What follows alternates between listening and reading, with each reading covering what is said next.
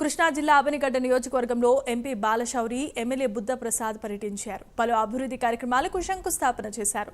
అనంతరం వారు ఏర్పాటు చేసిన సమావేశంలో పలు అంశాలను ప్రసంగించారు.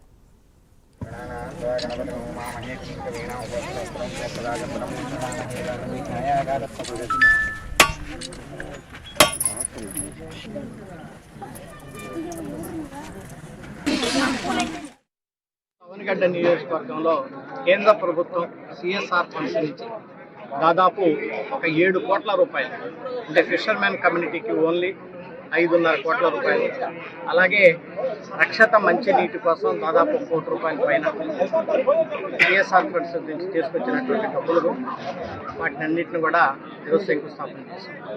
ప్రధానంగా ఇక్కడ అగ్నికుల క్షత్రియులు చాలామంది ఉంటారు.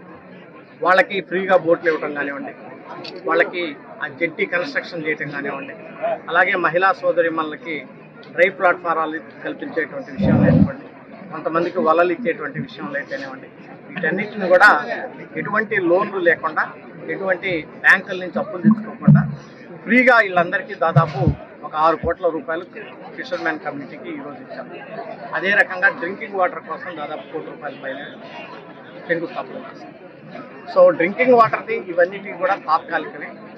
జిల్లా అంతా, కృష్ణా జిల్లా మొత్తం కూడా, ఉమ్మడి కృష్ణా జిల్లా ఒక మంచి యూనిట్గా తీసుకుని దాదాపు 3,000 నుంచి 4,000 కోట్ల రూపాయలు ఉంటే ప్రతి గ్రామానికి, ప్రతి గడపకు కూడా మంచినీళ్ళు ఇవ్వాలనేటువంటి ప్రతిపాదనతో మేము శాసనసభ్యులందరం కలిసి కూడా పనిచేస్తాము.